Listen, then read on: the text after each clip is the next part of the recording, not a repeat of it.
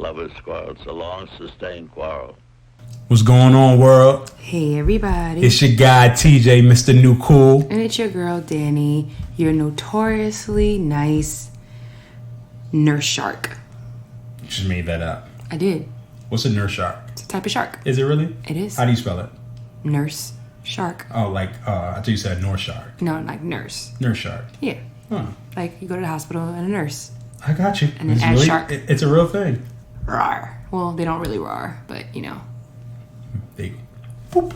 I was gonna be like glug, Bubbles. glug, glug, glug. But yeah. Anyway, how are you doing, Dani? I'm doing well. I'm a little sore, but I'm good. Why are you sore, Dani? Because You gotta preface these things. I am sore because we spent the last, 2 weeks moving things out of our old house. And our tenant moved in this weekend. And so this past week, I was throwing the last bits of trash out and lugging stuff all over the place. So my body is definitely still I'm on the recovery now, but my body was still a little achy. So Got you. But I'm good. I'm actually really good. How are you? I'm doing amazing. Like you said, we have our tenants now, so now we are officially landlords, and y'all pray for us. Make sure that it is a seamless and uneventful process. I was throwing away stuff in people's dumpsters. Oh my God, yeah. TJ was not trying. Go ahead. So we could talk about that because we can surely talk about it. I'm an ardent supporter of if it gives you peace of mind, saves you time, or saves you energy, then it is money well spent.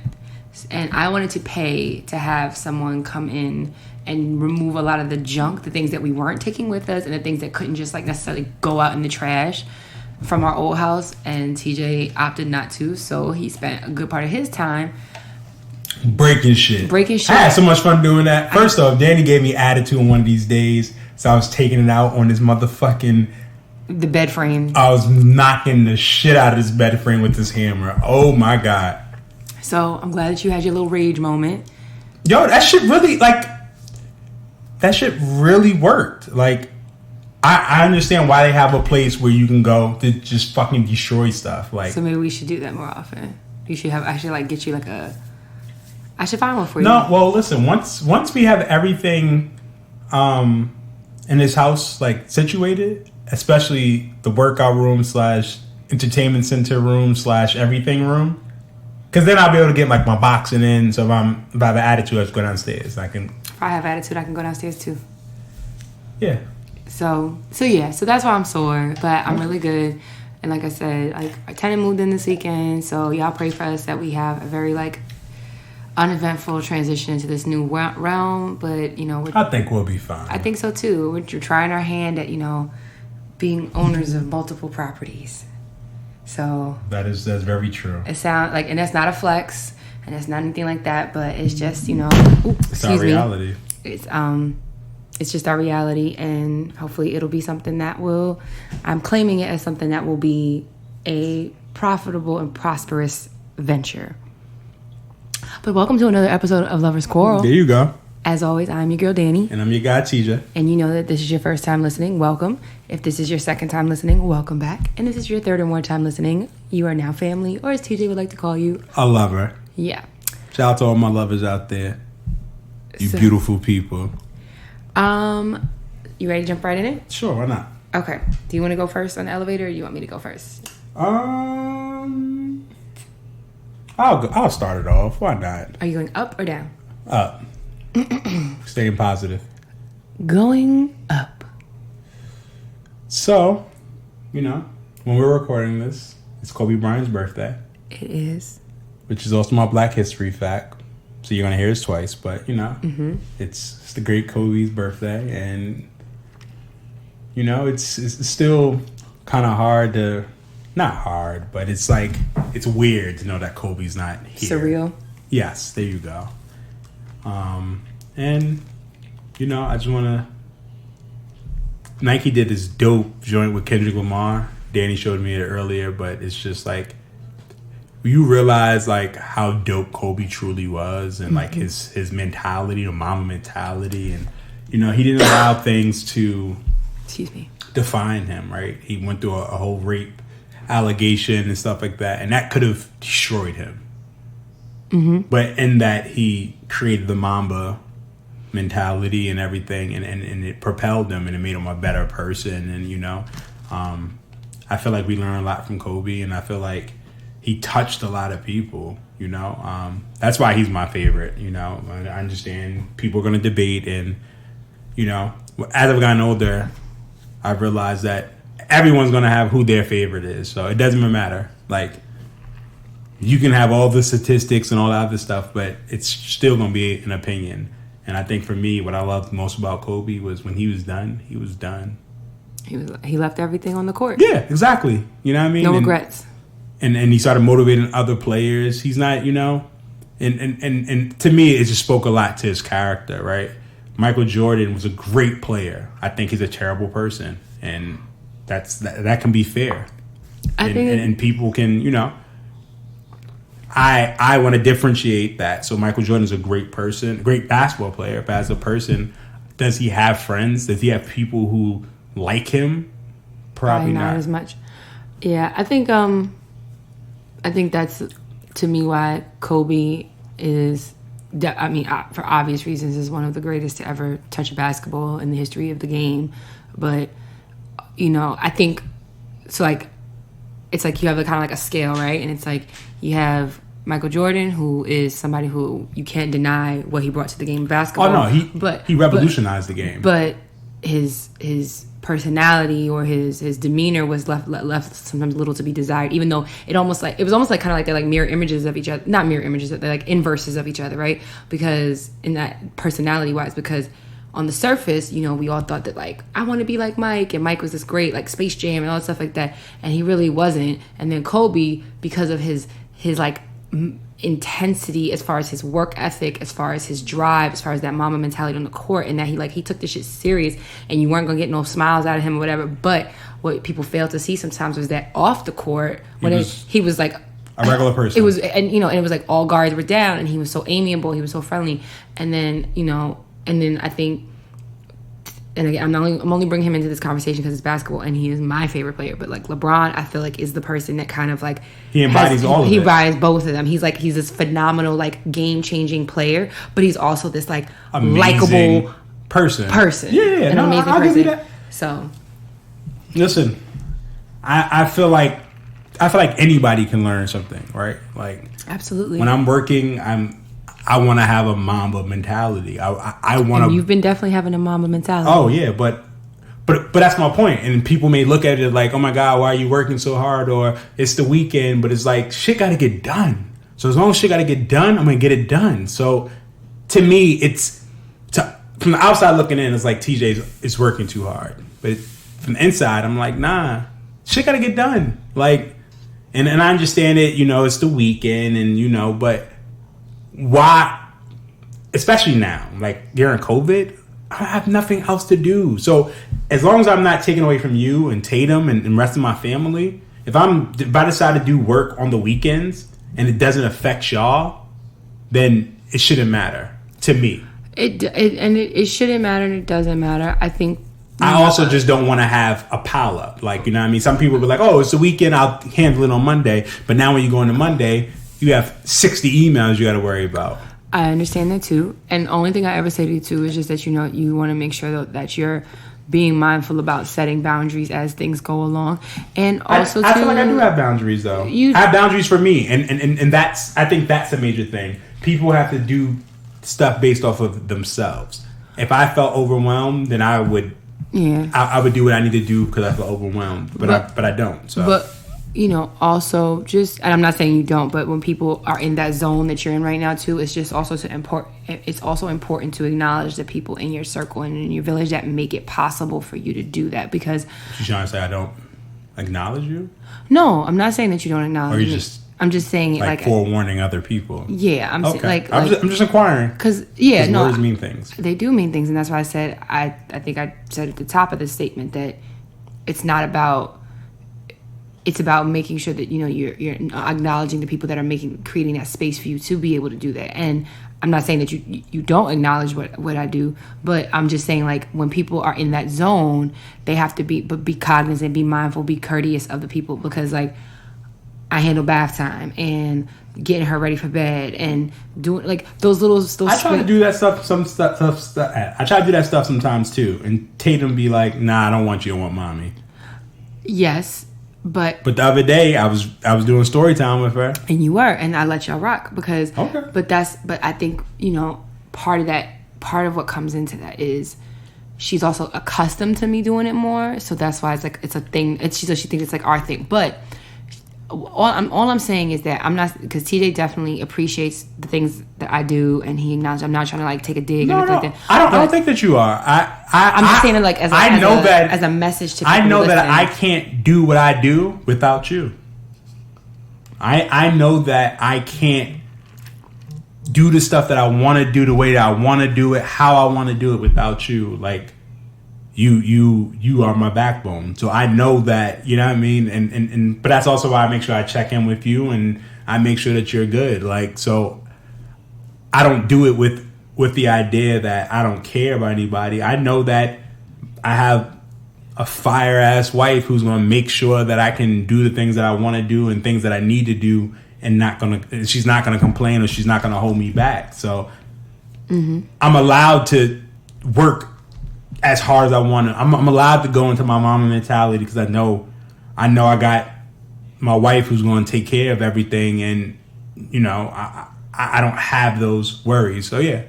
So I appreciate you. I appreciate you too, and I will say that your drive and your intensity and your mama mentality about work is endearing, because I know that that's not always how you felt about the things that you did for a living before this, and that's very true. And so it warms my heart, and it makes me happy to see you so committed to something, like, in the professional realm, because I've seen you committed to plenty of other things outside of that. But now that you get to, like, the thing outside of your family that takes up the most of your time and the most of your bandwidth is also something that you give a shit about, is something that you care about.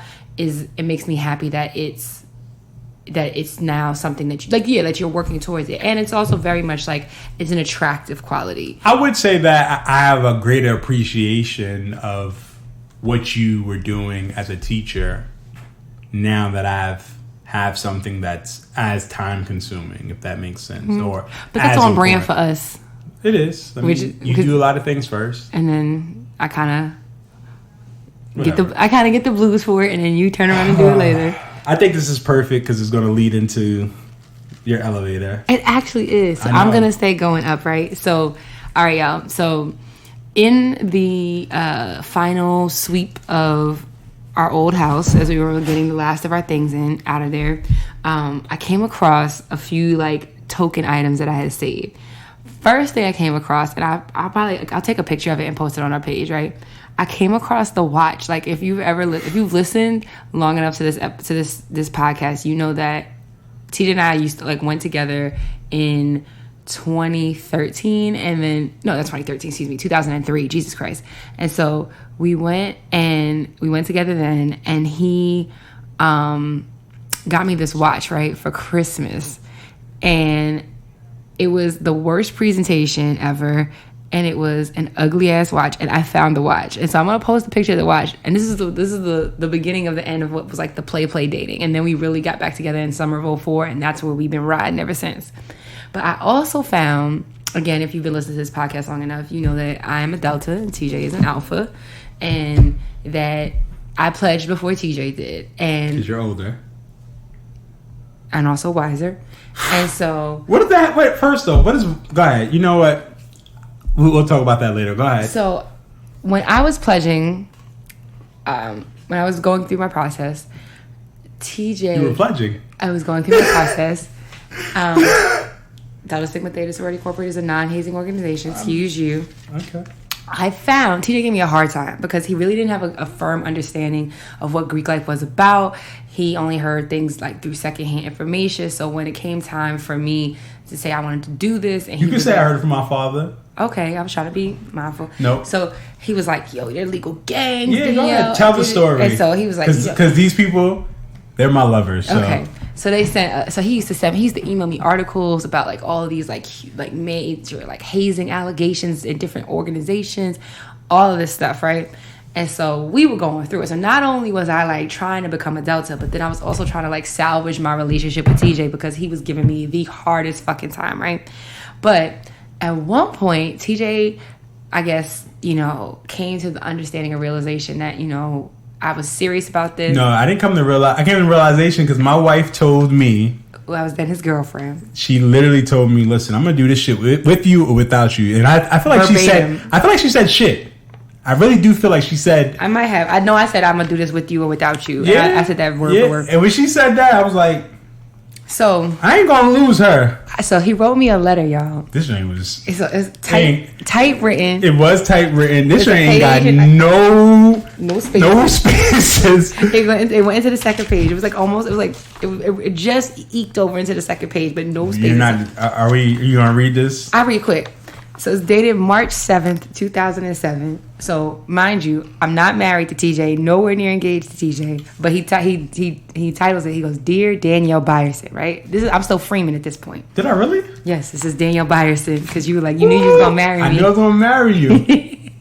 So let me read it to you. No, I don't want to read it. So he goes, "You're gonna make me blush." I don't know where to start. Or how That's funny to you? Sorry, I'm divorcing you. I don't know where to start or how to say what I want to say, but I would try my best. This time away from you has been the hardest time for me. This is the ultimate challenge. This time away from you has allowed me to think about myself, you and us, and this time has also allowed me to evaluate everything else in life. Danielle, when I go to sleep, I think of you. While in class, I'm thinking of you. Why are you making it sound so like... Shut up. This is my letter. I wrote the goddamn letter. But it was to me, so it's my letter now. You got it. While I'm playing ball, even when I'm waiting for the next, I'm thinking of you. Listen to these bars, I y'all. realized that I must always cherish everything in life because nothing is promised. I thought I would always be able to speak to you and see you, but you were taken away from me. But I believe this will and has made us has made us stronger. My goal is just to do well in school so I can transfer and be with you. Because this is when he was at Coppin, not at Towson. Ooh. Danielle, you are a very important part of my life, and a second doesn't go by when I don't think of you and wonder, what is she doing? What is she thinking of? Well, why do you make me sound like a square? No, you're not a square. I'm about to be 19 years old.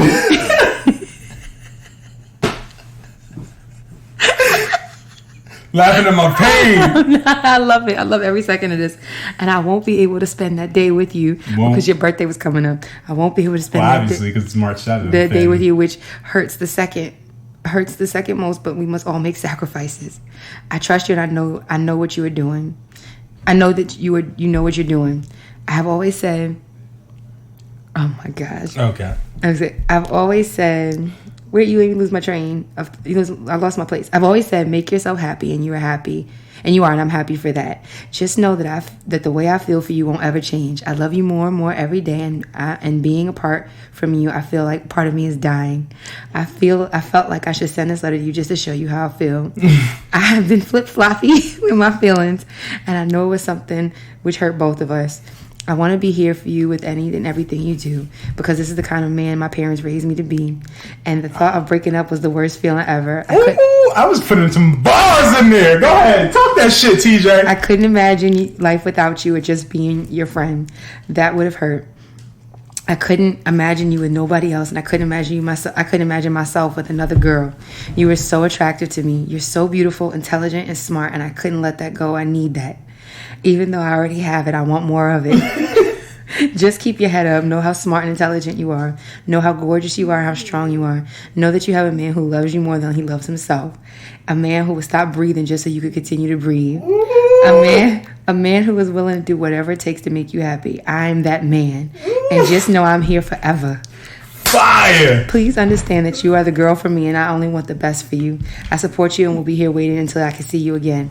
As I said earlier, I didn't know how to start this or how to say what I want, but I will try, and I will continue trying to find a way to say I love you because I truly love you. We've been together for 2 years.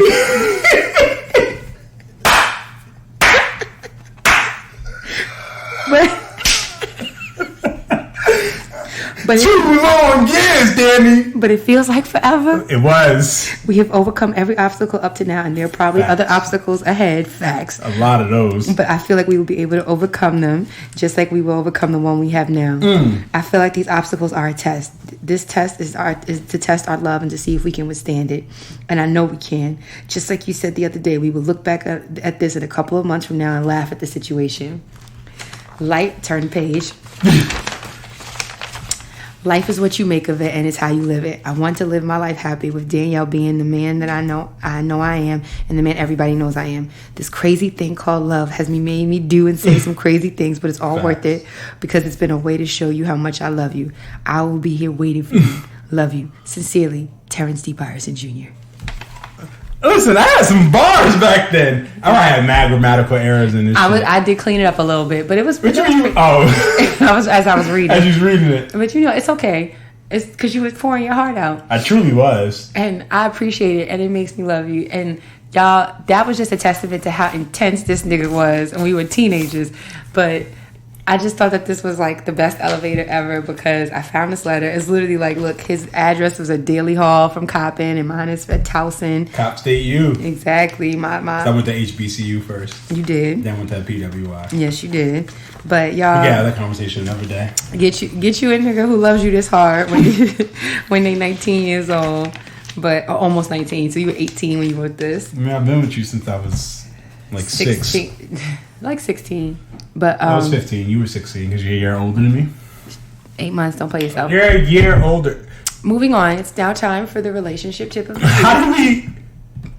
You know what? My tip is super simple. I'm gonna start it off. A, be a fanboy or fangirl for your partner. Let me tell you. Let me set the scene. Saturday. Boom. Danny comes downstairs in this little dress, this little number, looking like a snack. First now, let me take some steps back. She getting dressed, she getting her hair done, she get the special, you know what I mean, my little halo braid. A little halo braid, you know what I mean? That's the only kind of braid she know how to do. You so full of shit. And these little fizz braids that she got on. Which is if you what check our IG, you'll see it. I posted it about how you gonna call me Fizzle Got talk about Fizzle Got flow. Ooh. Anyway, so you know what I mean? I'm like, oh shit, Danny looking okay. Danny get her hair done. I'm thinking she's just doing this just cuz. Right? So I'm speaking to my line brother, and we happen to be talking about the same thing. You know what I mean? How women don't want to dress up. At least my woman don't want to dress up because it's like, I'm going to the movies. I don't got to dress up. So she come downstairs looking fire. And I was being a fan. Like, yo, you are fire. Come to find out she had an engagement later, so that's why she was looking fire. But, listen, be a fan of your partner. It's okay. Listen, I'm here to tell you, it's okay to be a fan. Like, we got to normalize loving your partner and hyping them up and, you know, just doing the regular stuff. Like, you can never be too cool for your partner because your partner knows you in and out. Mm-hmm. Like, if you really fuck with your partner. Like, while that letter was kind of embarrassing because it's like, that was, what? How old am I? 32. So that was, what? You were 18, 19. 19. No, I was about to turn 19. You turned 19 later that month. So how many years ago was that? 13? 07. 14? 13 years. No, but I was 18. 18 plus 10. 2007 to 2020. 28. It's 13 years. Plus 2 would be 30. Yeah. No, you said 13. It would be 12. No, it would be 13. Hold on. You might be right, though. Because if I crossed in 2007 and we're in 2020, if I was 13 18, years. Minus 32 is 14, actually. We were both wrong. You were about to be 19, though. So it was your 19th year alive. Okay, whatever. 32 minus 19. 32 minus 19. That would have been 13, but I was 18 when I wrote it. Okay, moving on. How many years ago was that, Danny? 13, nigga. It was 14 years ago. No, it wasn't. TJ, you have to count the year that you're in. Okay. So we were in 2007 when you wrote that letter. Okay, so 2007. You were turning, that was your 19th year of life. You just hadn't. You're right, 13. You're right. Apologize. I apologize. Golly. So you see how easy that was? So you're a year older than me. Thank you. No, I'm 8 months older. This is crazy. My relationship tip of the week is also pretty simple but impactful, which is so badly. Whatever. Is that when you're in a relationship or you're in any type of relationship, quite honestly, is you need to like protect each other. Because we're going to talk about that a little later in this episode. And you need to protect each other. Like, I'm not saying don't call a spade a spade. I'm not saying don't tell somebody when they're wrong. But, you know, there's a lot of people out here who don't have well wishes for others, including your loved ones, including the people that the person that you lay with that night. And it's imperative that you protect them. And that doesn't always have to mean like physical protection, but that means like, you know, it's important to defend people even when they're not in the room, especially maybe more so especially when they're not even in the room, to defend themselves and to call and defend what they believe to be their truth, defend what they believe to be their reality, what is their reality, because even if it may not be your reality, your experience, like if you love this person, you trust this person, you respect them, then you also should believe them and protect their spirit, their energy, their person, their thoughts. And with that, are you? That was a nice tip. Thank you. You're welcome. You ready for your Black History fact? Yeah. Am I leading or you leading? I should probably lead. Yeah, because yours is like a 2-for-1. Well, yeah, I mean, I already said it. So, you know, like I said earlier, Black History fact. I'm keeping it super simple. It's Kobe Day. We're recording on a Sunday, so Kobe's birthday. Happy birthday. And number 24 is 42. Tomorrow is 8/24, which is is Mama Day. It is. And you know, those are my facts. Like Black History. Kobe's Black History forever to me. He's Black History, period. One of the most, like I said, it's probably one of the greatest players to ever play, in my opinion. And you know what he brought to the game of basketball, the competitiveness, the mental fortitude that you had to have. Like, he was different. He was different. And we really got to see that when he passed away and how he affected people. We got to remember, when Kobe was alive and he retired, he was giving out the Mamba, like, you know what I mean? He told Giannis, like, you got to win MVP. That's your next goal. When he won MVP, championship is next. Mm-hmm. Like, he challenged people. And you know, Kobe always get a bad rap because they say he's arrogant or whatever, but he was confident. I mean, he was a confident motherfucker, and he respected people who were confident. That's why the Lamar Odoms, the fucking Karan Butlers, the Meta World Peace, like Derek Fisher, like, you know what I mean? And even when him and Shaq talked, like when they had their way to like squash their beef or whatever, mm-hmm. he loved Shaq. He just didn't. He thought Shaq was lazy, and that irritated him. That was it. But laziness probably irritated the fuck out of him. But for Shaq, I'm dominant. I was getting my ass beat all throughout the season. I'll play my way into it. But for Kobe, nah, you gotta be ready from jump. So it's just a different ideal. Like, not ideal. It's just a different ideology of minds. But you know, happy birthday to Mamba. Happy Mamba Day, 8/24. And mm-hmm. you know, it's sad to just, you He's know, not here. And Vanessa Bryant messages be so sad, and that shit made me cry every time I read them. Yeah, she's yeah. Because it's especially the one that she did for his birthday, like her saying like it should have been her as opposed. Yeah, that's eat you up. I'm gonna get choked up talking about it because I'm every time like. I mean, but when you grow up with somebody and you love somebody and that's all you know, right? And mm-hmm.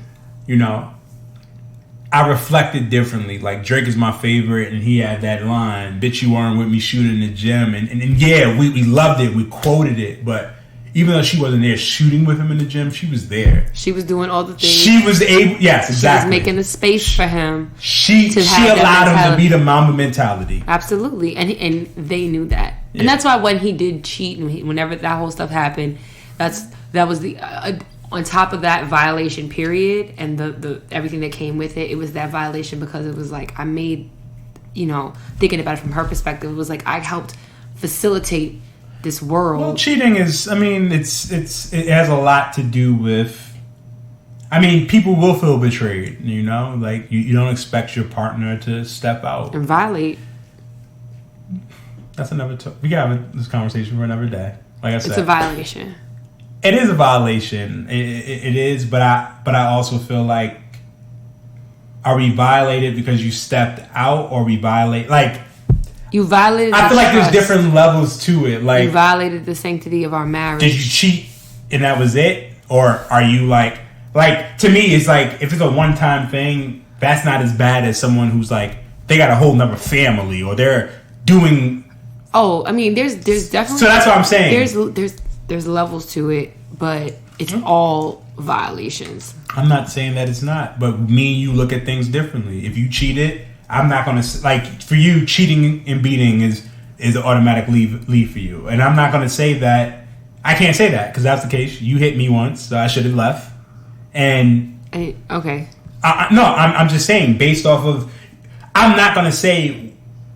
What's your deal breaker? Yeah, I don't have deal breakers because again, if you cheated, I'll need to figure out why you cheated. It was something that I did. Now, if it's something that you did and you were something selfish, then that may be easier. But if it's something that I caused you to have to cheat or feel like you needed to cheat, then I need to fix myself. But also, though, cheating. That's just my personal preference. And we have two different preferences. And my perspective on is that cheating. Well, perspective, yes. My perspective on is. Sorry. Sounds like our daughter just flushed the toilet. And the last time she did that, she flushed her Paw Patrol pants went down there. So go ahead, I'm going to keep going while TJ checks in on that. My Black History fact for this episode is about Bayard Rustin, he, on the day this episode drops, which is August 24th, in 1987, he passed away from a perforated appendix, actually. And Bayard Rustin was a little known but very impactful member of the civil rights movement. Just a few notes about him was that he attended Wilberforce University and Cheyney University. He didn't finish school there, but he did attend both, which are both HBCUs, and then ultimately enrolled into City College in New York City.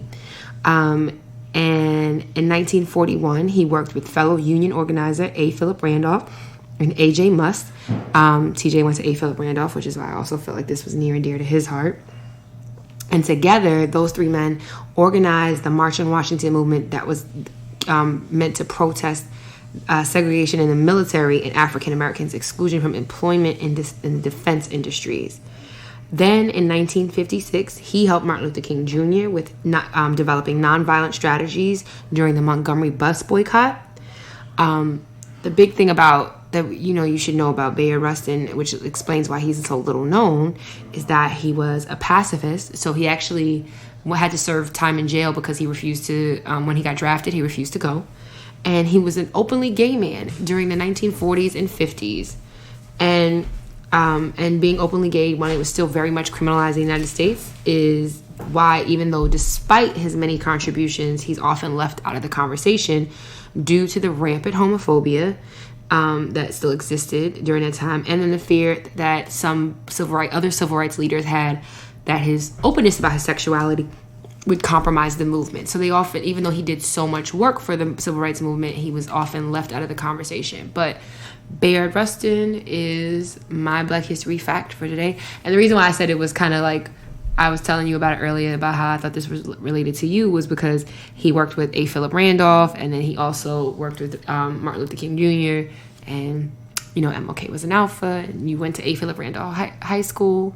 So but what I was telling our listeners while you were checking on Tatum was that part of why he's always like so it's quietly kept about him. He's not as known as other civil rights leaders is because he was openly gay.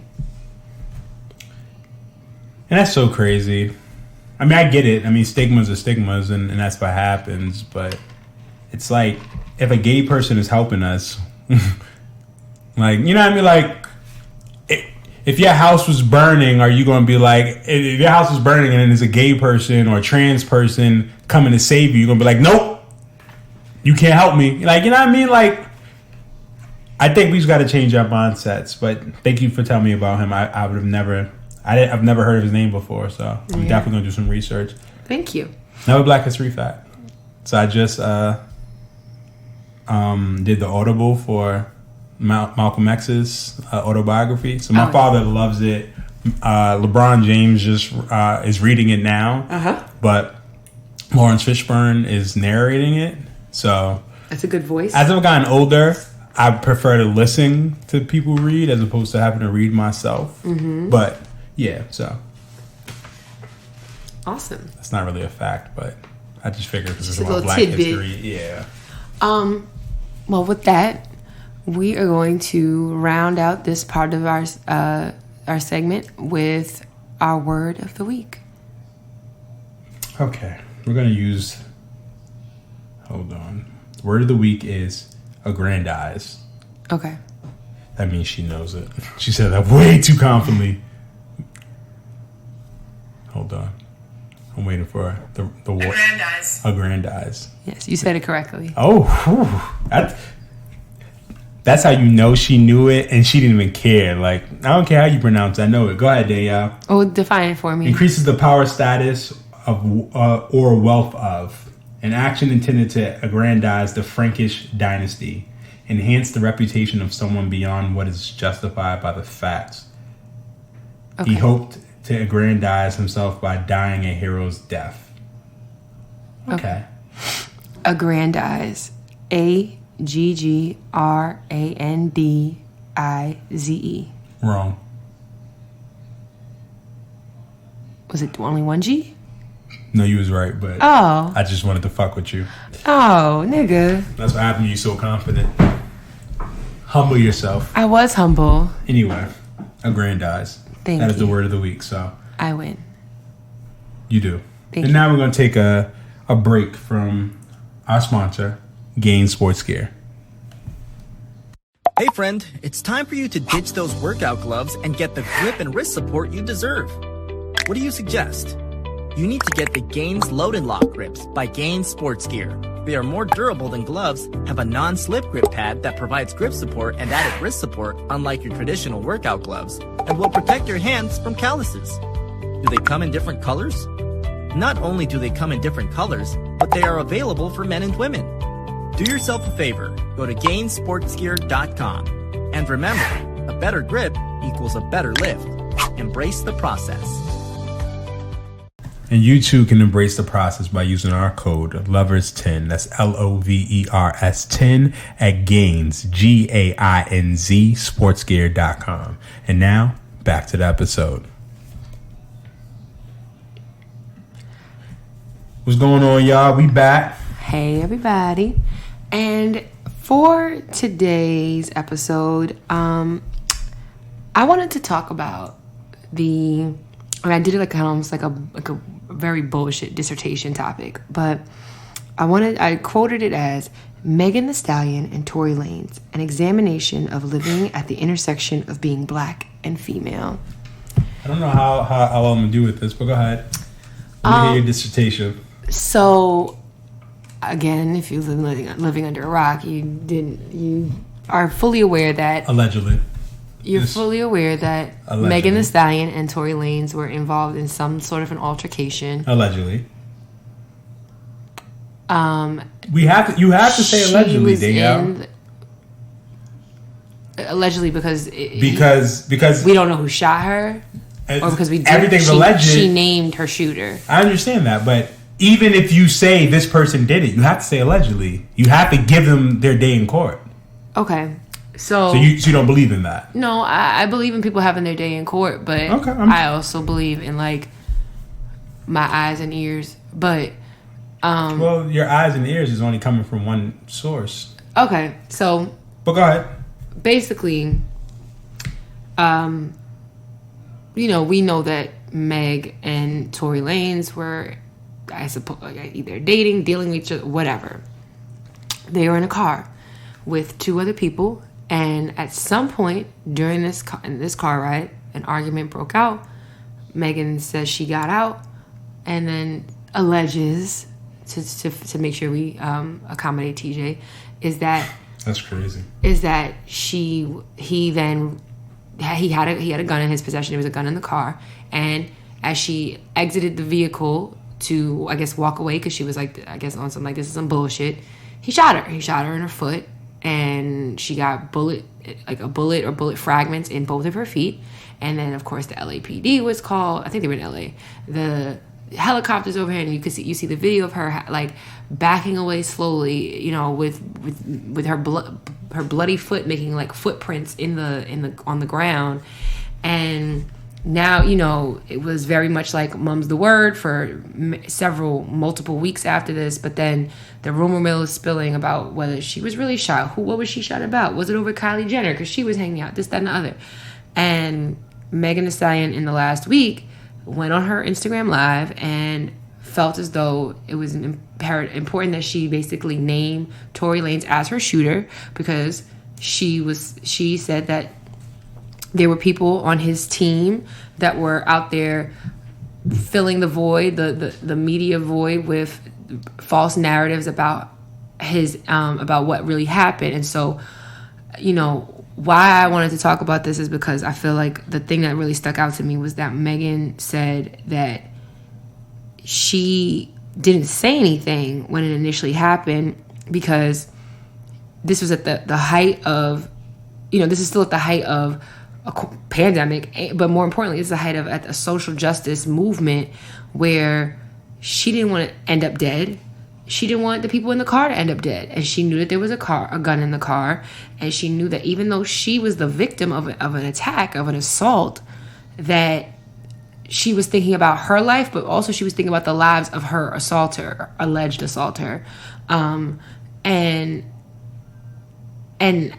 for me, like, and the fact that people were lying on her, and then now niggas want to call her a snitch, and this is what I'm. That's when I'm. We can talk about that though. When I say, because I've said it on social media before, and I'm saying it again now. It's like when I talk about how Black women will cape for, and by cape for I mean defend, protect, speak out against the wrongs that others are doing. Or speak out in protection of others, the people who are victims, who are marginalized. But that same energy is just so rarely is reciprocated as a whole. This is like a clear example of how I believe her, so I'm going to say like that even though he shot her, she was still had the foresight to protect not only herself, but to protect him from the police, because it's indicative of an entire systemic issue of like, you can't even go to the police to be like, yo, this nigga shot me, because they might kill all of us. Like, yeah, he needs to be in trouble for shooting me, but he doesn't need to be dead. And so she's protecting, her assaulter, and then also, but then it's turned around and like being accused of lying or being accused of snitching or whatever else. And then, you know, it's also very, very deafening the level of silence that has been around people, you know, speaking out in support of Megan. The same motherfuckers that had everybody had a think piece on WAP and, you know, and what it was about and whatever, and people having something to say on social media, celebrity and regular Joe Schmo, like, it was way less energy for Meg when she got shot. And we haven't heard shit from Tory Lanez, but that nigga's name is Daystar, and he gotta go. His name is Daystar. And so that's why he gotta go, because his name is Daystar?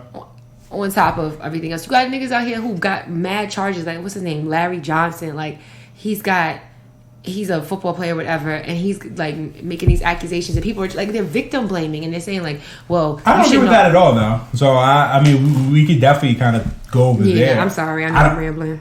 I don't think that she's a snitch. And, you know, I think those people who believe that she's snitching, whatever, are idiots. Like, snitching means that I'm doing dirt, you're doing dirt, and I'm telling on you so I can get off. Exactly. What 6ix9ine did was snitching 150%. Mm-hmm. He told so that way he would not have to go to jail. Exactly. That's snitching. A pedestrian, a bystander, if they see a crime, mm-hmm. they should not have to be, like, if they see a crime or a crime happens to them and they tell what happened, that doesn't make them a snitch. Like, and I think that's the biggest thing. We have to separate what this is. And honestly, like, this whole snitching shit is like, people snitch every day. So let's not make it seem like real niggas don't snitch. Like, it's real niggas who snitch every day. I agree, but my point But I was at the trying end to of the make day, was, she's a woman who got shot by a man. And, you know, at the end of the day, a man shouldn't have shot her. And she still protected him. And then you got the same people, they're not defending her. And it's like, there's no... And I think the thing that sometimes men fail to realize is that, and I'm saying men in general, but we're talking about when it comes to black women, black men sometimes, and I'm saying this collectively because I know it doesn't apply to everyone, obviously, but as a collective, we are pounding the pavement. We are chanting and fighting and getting arrested and tear gassed and defending ourselves. And like, we are going so hard for y'all, and it is not reciprocated. Where is the energy from black men saying, yo, get this nigga out of here, fuck him, all of that?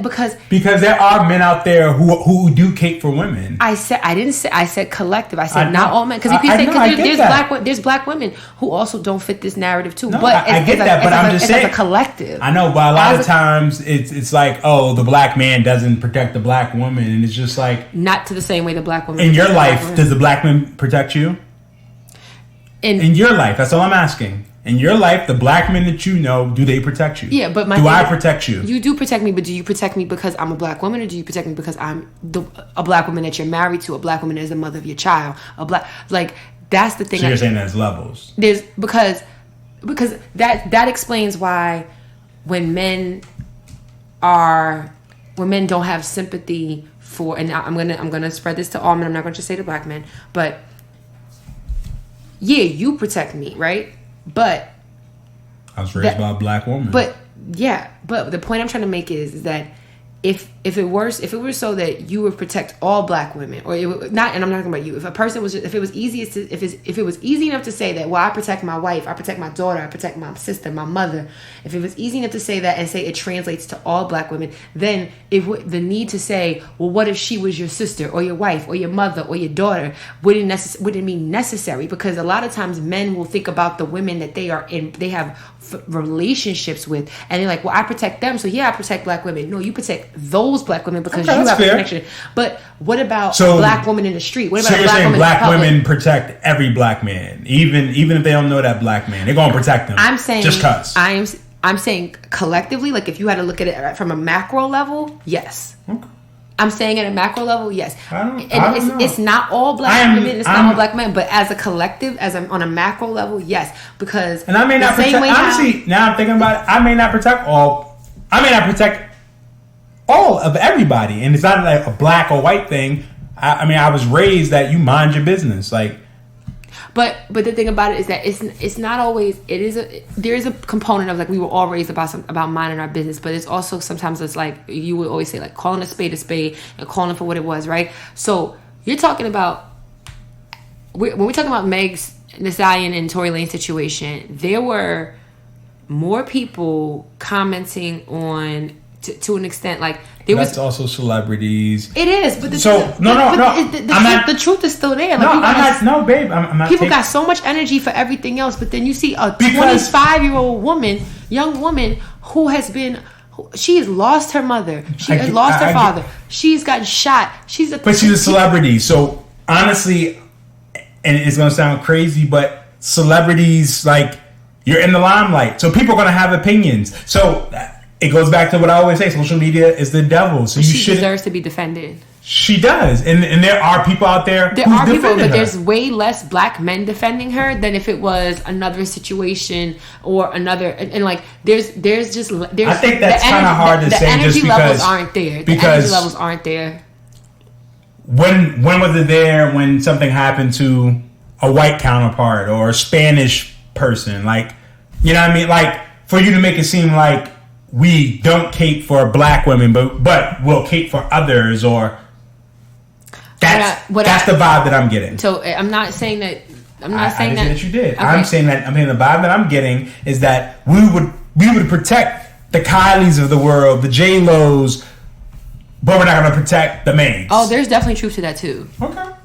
It may not be your truth, but there are men out there who share the same XY chromosome as you and the same ethnicity as you, who absolutely, whether or not they realize it, whether it's conscious or unconscious, would absolutely go hard in the paint if it was Kylie Jenner who had gotten shot over Megan Thee Stallion, who are going to, if they're not my blood, or they're not somebody I'm fucking, or they're not my, or whatever, then I don't have nothing to say or whatever. And the thing about it is, like, and I say that because black women are the ones, we're on the front lines of all the movements, and that's why, like, and I'll say this is like, yes, you do protect me, right? But we have stood and sat around the kitchen counters in our house, in Shayla and Herb's house, and everyone's, and had these same arguments.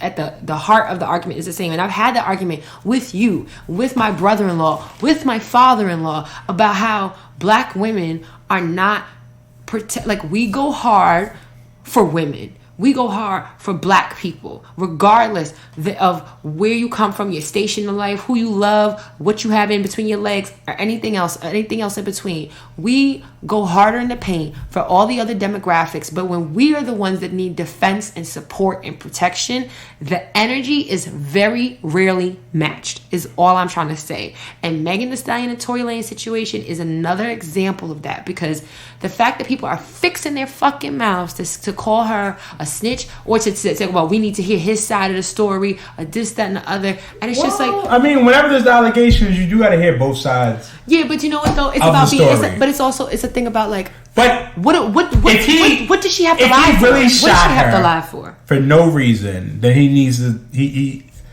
What is the reason? If we're arguing, why am I shooting you? I'm not saying that what she's saying isn't wrong, but perception is reality, and your perception may be different than my perception. That's literally what it can be. So what could he say? As you always say, two things can be true. What could he say that would change anyone's narrative or anyone's mind at this point? She's being the shit out of me, and that's all I got. And that wouldn't even be enough. I'm sorry, I'm too loud. Well, I'm thinking about the even the that couldn't be. At the end of the day, no man should ever put his hand on women, no matter what. Even though I was raised that if a woman hits you, you get her back. But we don't even know. When I was younger. Yeah, but she said now she said she didn't hit him. So what if he comes out and say that she was whooping my ass? What if it came out that she was beating the shit out of him and he was afraid of? He was afraid that, you know what I mean? Then, because he's 5'3" and she's 6'2". So, but she's not 6'2", but she's taller than him. She is taller and bigger than him. But the point is though is that it's a thing of, if he comes out with a contradictory story, that's not. You're not gonna believe him anyway. Your mind is made up because that's not what I'm. Because the black woman said it, so it has to be true. But I have no reason not to believe the person who is the victim in this. She is the only person that got out of that car with bullet holes in her. So I am going to make the decision to believe her, because there is nothing about her account that leads me to believe she has any reason to lie. There's not like, oh, I'm some groupie bitch, and I'm not gonna say groupie bitch, apologies. I'm some, hanger on or whatever, and I just need, I'm trying to come up from this or whatever. She's got her own. No, so, I'm not taking away from her. But the point is, though, people lie because perception is reality, and sometimes do you think she's lying? I don't know.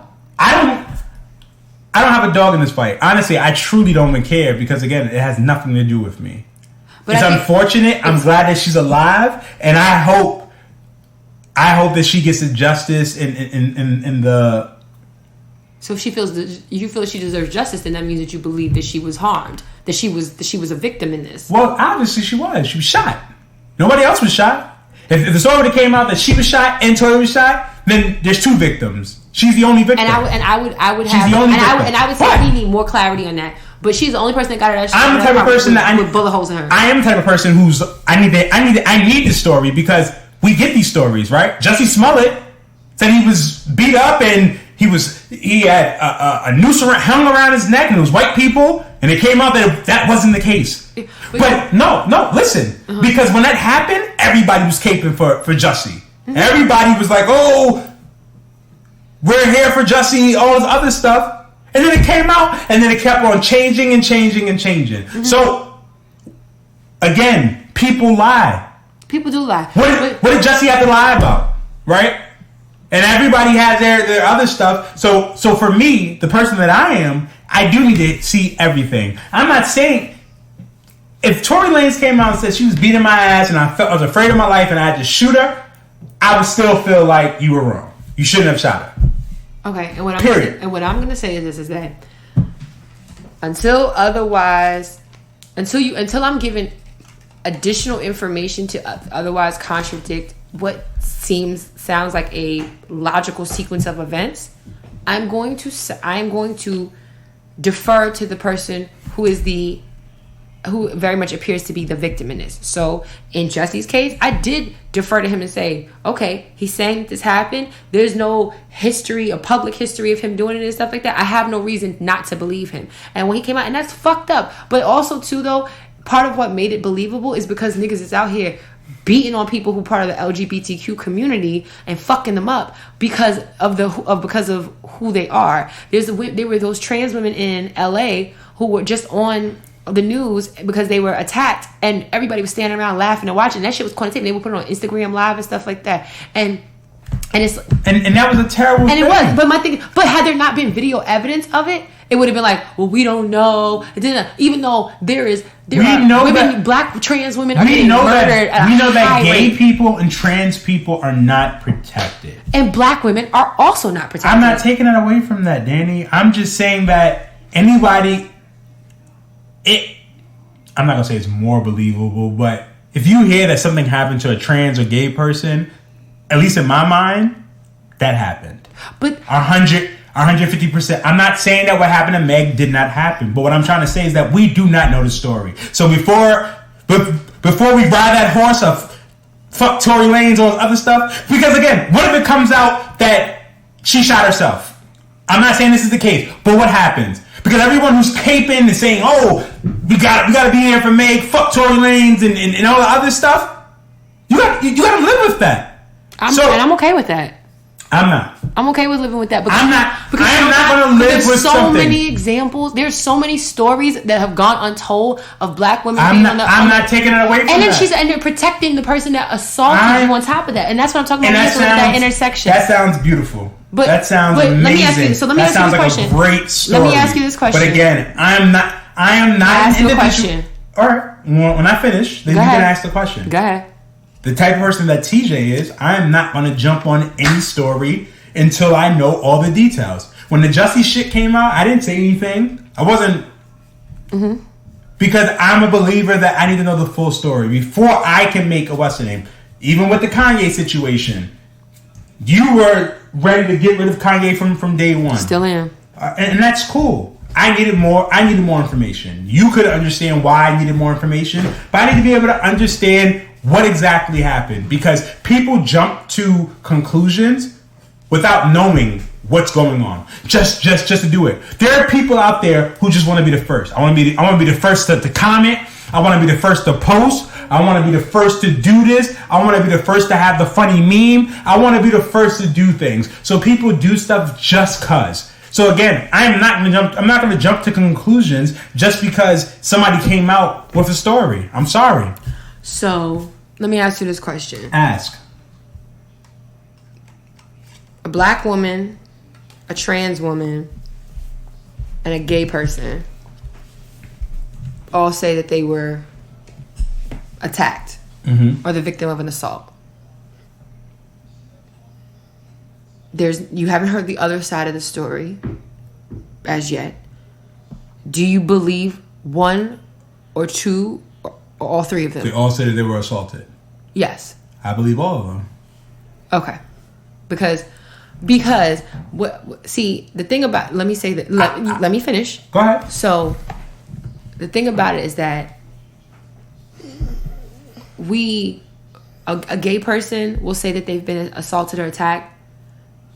We believe them because of the history of how LGBTQ people are treated. A trans person, and we say that we believe them because there's a long-standing history of it, right?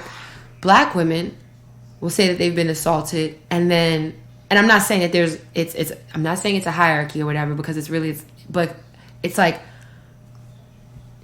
earlier on it seemed like in your comments that it was like, oh, it's easier to believe if a trans person says that they were assaulted than if it was a black woman.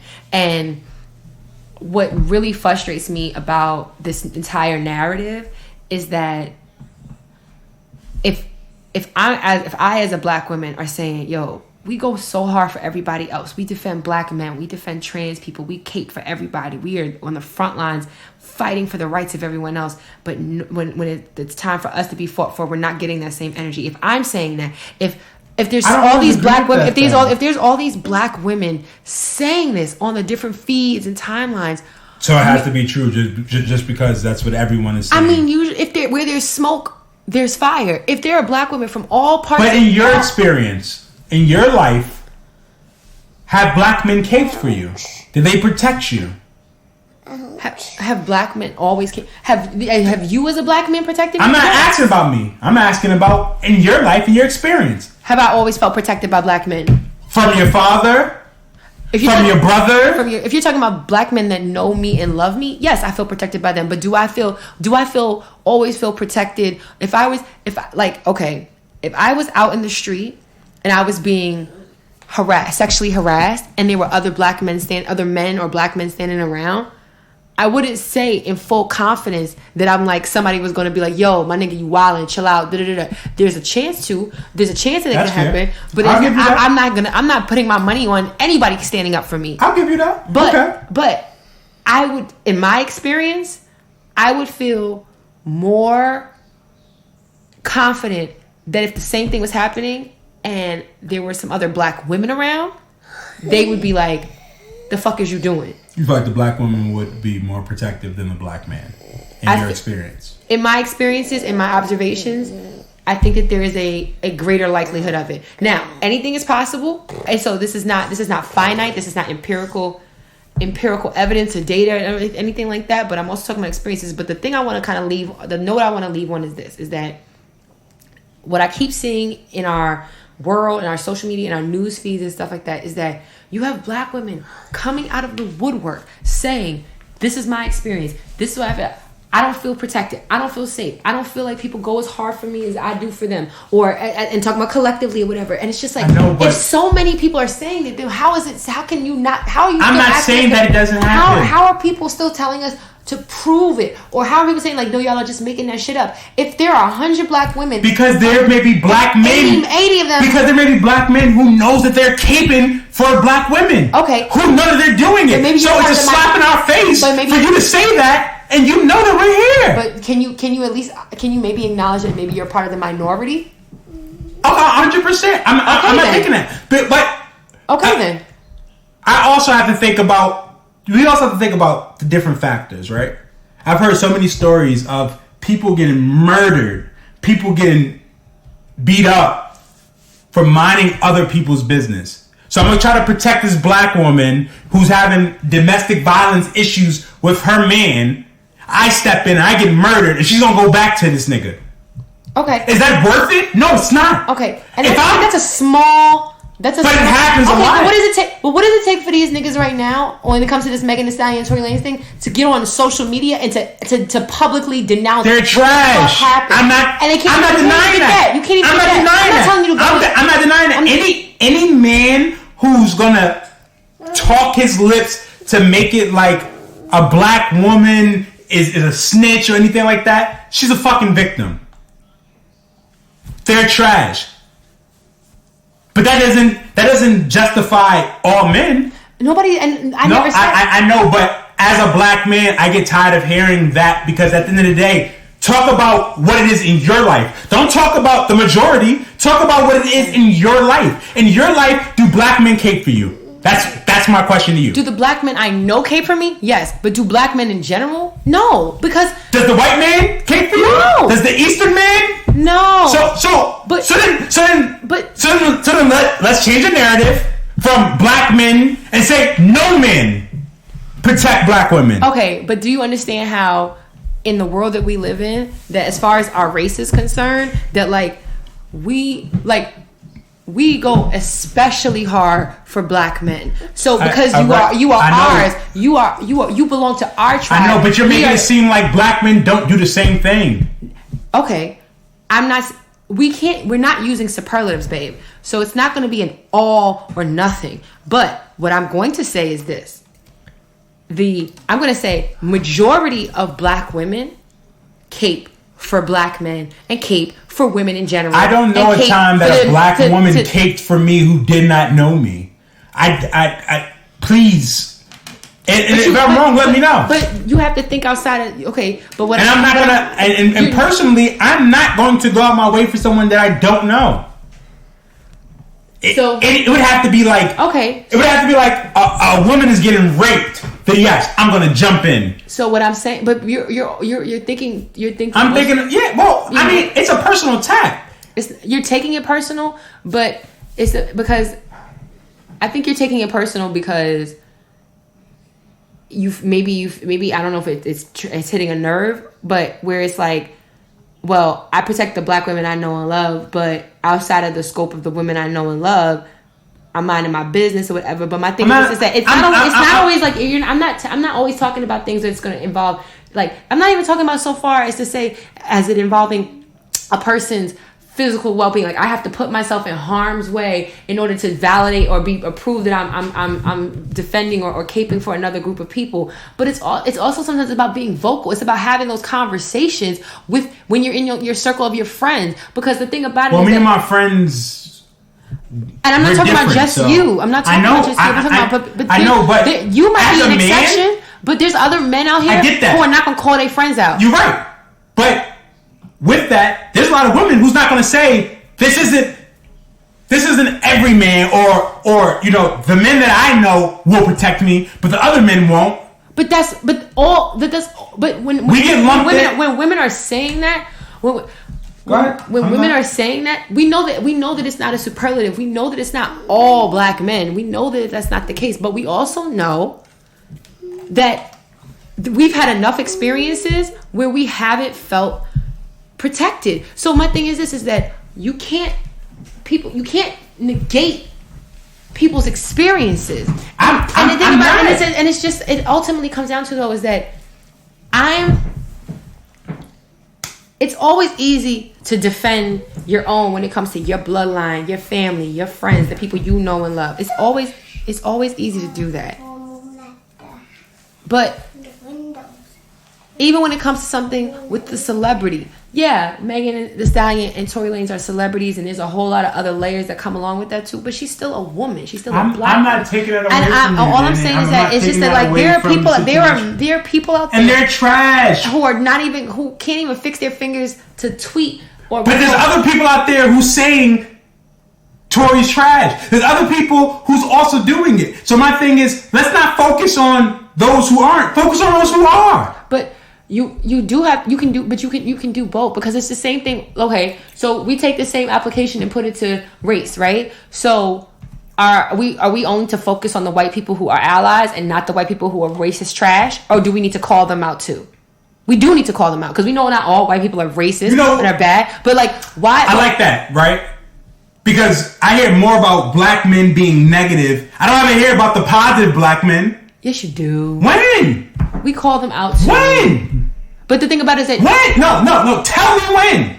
Because I hear more about us being trash, and we don't protect black women, and we're not there for black women, and all this other stuff about black women. But I don't hear about the positives, because no one ever talks about the fucking positives. We know that they exist, but my thing is just because... We know that they exist, but we don't talk about it. Because, TJ, you want to... Because, no. Because You're why? not letting me finish, but go ahead. Go ahead. Why don't we talk about the positives? Because no one cares about positives. The negative sells more. It sounds better to talk about the negative. Because why talk about the positive? That's the issue. No, it's not the issue. Okay, that's my issue. No, because you're feeling attacked because you're at the... So you sound... What it sounds like, you sound like the same way how when white people go, well, why don't we talk about all the good things we've done for black people? Why don't we talk about all the positives we've done with black people? Why are you always highlighting the negative? That's what y'all sound like. That's what happens. It sounds like black men sometimes sound like white people when it comes to black women, because the argument being made like, you're not highlighting all the good things that we're doing. You're not highlighting all the positives that we're doing. No, we know that they exist. We know that they're there. I'm not ever going to sit here and say that all black men are bad or black men don't give a shit about all black women or nothing like that. Because I hear you talk more about black men not protect. I hear more about black women not being protected. I've never heard you say anything about black. So when is it ever going to be a point where like, okay, if black women keep saying this, right? Even though I will be the first to acknowledge it's not all black men. Just like there's no all, you can't use superlatives with this. But so why are the only person that ever heard say that you know? Why is it you are one person? Why is that? But that the black men, like, why is it that the defense, it becomes a defense mechanism as opposed to, well, what is it that's happening, or what is it that you're experiencing that makes you feel this way? What is it that you need from us in order for you not to feel this way? Why isn't that the question? Why? Because my thing is this: it is really hard to hear something that you feel. Because if I can understand, why do you care so much about what other people do? Like, if it's not in your circle, if it's not in, like, if your circle of black men protect you and care for you, why do you care what other people that you don't know will or won't do? Because it's not always just about me and my circle and how I feel and who I know and if I'm just protected. It's about a collective. It's about making sure that we all feel safe. It's about making sure that we all feel protected. It's about that's something that's going to take forever. Okay, and progress takes time. That's fine. Because everyone do things differently. But you're not going to call a spade a fucking spade. We can call a spade a spade. I'm not saying that. But like, niggas is not making this shit up. And my thing is that no one is saying that they aren't making it up. But instead of getting defensive, ask the questions about why do you feel this way? Why am I going to ask you that question when I know that I'm there to protect you? Okay, because so I have to ask you, my wife, how can I protect you more when I'm already protecting you? Or do I need to just go outside and to the regular person and be like, hey, man, you're thinking I'm a black man. How can I protect you? You're thinking very literally. Because black men doesn't protect black women. So how can I protect you? You're thinking very literally and very cut and dry about this. And that is where... You're making it very cut and dry. No, I'm not. I said there is... For me, I look at it as like we can look at it as like a majority minority thing, right? And... there's never going to be 100% of all black men ain't shit and don't protect black women. There's not going to be a whole 100% of black women who cape for everybody else or who are there for everybody else or who do all those things too. But if there are enough people in the different realms that we exist in, personally, professionally, social media, everything else, and if some of these narratives keep coming up and there are women, there's narratives that black people are thieves. They kill people. They're bad for society. Doesn't mean it's true, but the narrative's there, right? That's the reason why cops kill us. That's the reason why white people fear us. So the fact that what it is that it. I'm telling you, what I'm saying to you is that there is a small people. What's taken is that, and maybe this is how you feel, right? A small faction or a small faction or a small population of the entire gender and race of black men, if you feel like it's being a broad paint stroke is being brushed against all of that. And it truly is. And what I'm saying to you is that I think that it's not everybody, but it's more than you realize. I'm not saying that men aren't trash. I'm not saying that black men aren't trash. But there are some of us out there who are good. And that's never. And it's tiring hearing about they don't protect us, but it's like, I do protect you. You protect me.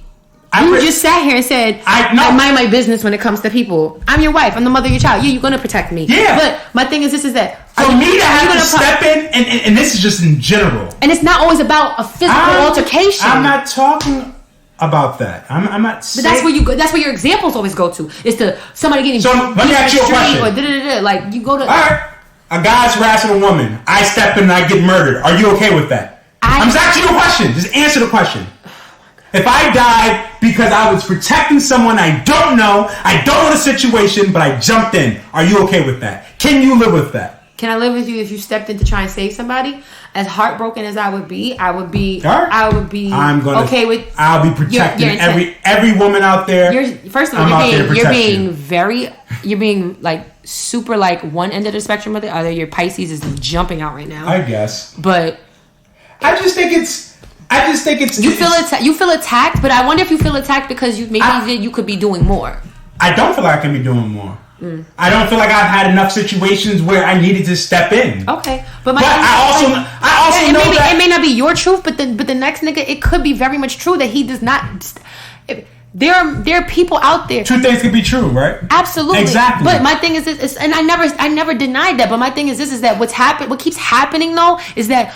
The two things can be true. There could be black men who are upstanding, who honor black women, who love black women, even the ones that they aren't related to or fucking. And there are also black men who completely do not show love or cape or do anything for black women the way that it's reciprocated to them. And the point I'm trying to make is that, yes, those two things can be true. But what I need for the good black men, quote unquote, to do, the yous of the world, right, to try and do, is to stop feeling like it's a personal attack against you. And no, it's just an attack against other men who occupy the same gender and spaces and race as you.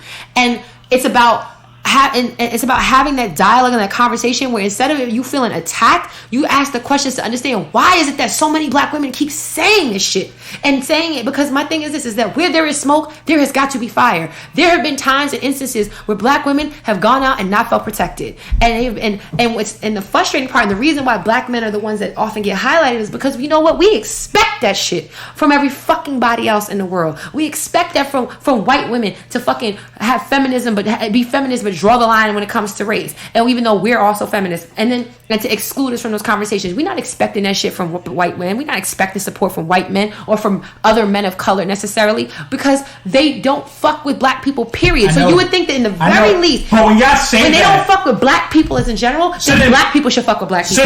So then let's change the narrative. What does the narrative need to change? The narrative needs to be changed to that black men don't protect black women that they don't know. Say that. Because there are black men out there who's protecting the black women that they know, or the women that they know. We have to be.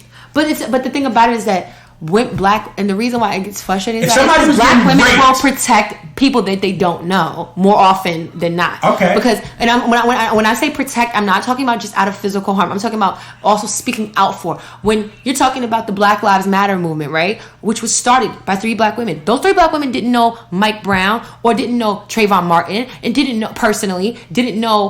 We don't necessarily know George Floyd or Ahmaud Arbery or anything else. Even think about it like this, right? In the last 6 months, the 3 big names: George Floyd, Ahmaud Arbery, Breonna Taylor, all fucked up.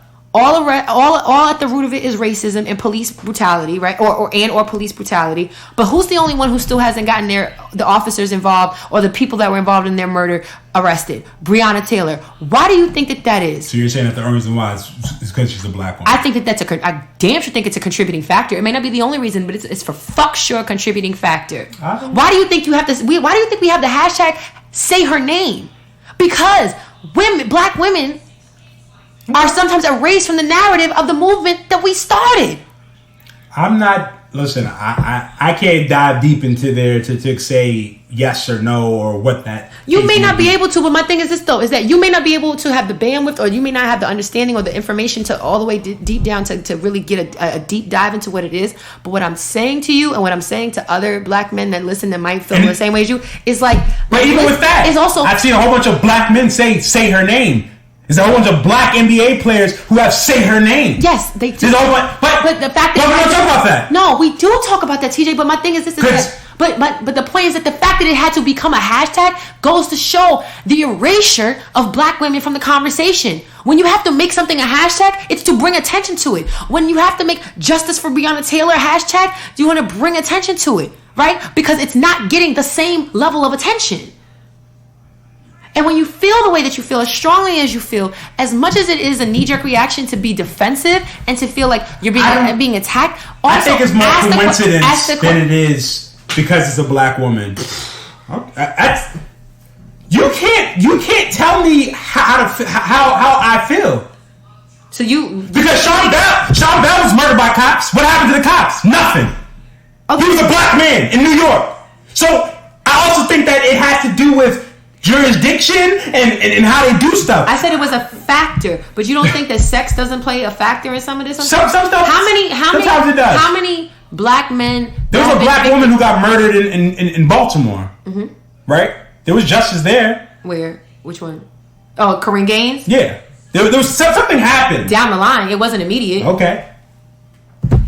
So it's either it has to happen immediately. TJ. So every single one, what the point the So if Breonna Taylor killers get arrested, get tried, goes to prison, that's not going to be enough because it took too long, right? No, it doesn't matter that it happens because you want it to happen right now. No, what I'm trying to explain to you is that I think that we would be remiss if we didn't acknowledge the fact that if Breonna Taylor even ever gets justice, that it takes exponentially longer for her than it did the people who also were in the headlines at the same time as her murder. And all of these people deserve different justice. Situations. All of these people. Show me a same situation of Breonna Taylor to a black man. The same. It has to be the same thing. It has to be. So everything has to be line by line. Like you know that there's like nuance to these situations. I do know there's nuances. You don't think her being a woman? You don't think her how states work? You don't think her woman has nothing to do with it? You don't feel like I don't. I think that they think that it was a no search warrant. They didn't have to, it was a no knock warrant, and that's what they're going off of. They were justified because it was a fucking warrant. Are they right? No, they're not. But I do think that it has to do with the situation and not because of us in it. Do you think that do you feel like, take yourself out of it? I am. Take your emotions out of it. What? Do you think that you see all these black women up and down your timeline and in public and everything else like that saying like, yo, black women don't get the same energy that we give out to other people when it comes to fighting for rights, when it comes to defense and stuff like that? Do you think that we're making this shit up?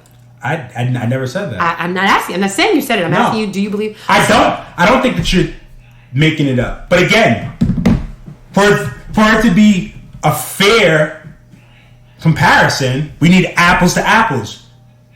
You can't tell me that a no search warrant, you have to show me the no search warrant. I mean, you show me the warrant where they break into somebody's house and they murder a black man and that person got arrested that day. So that's the only way I can make justified this. I'm not saying that's the only way. What I'm trying to say is that in the world that we live in, there's different states have different what's the name? They have different rules and all the other stuff. In New York, if you have a gun, you're guaranteed to go to jail right then and there, no matter who you are. Mm-hmm. In Maryland, it may be different. In North Carolina, it's probably even looser. But for you to say like, oh, the only reason why Breonna Taylor is not the people who murdered her are not arrested is because she's a woman. I didn't say that. That's what you're insinuating. No, I said that if you think that that's not a factor in why she is yet to get justice. So that's the only reason. So that's a factor. A factor means that's the factor. There's more than one factor. Okay. Her being black is a factor. Okay. But her being a woman also is a factor.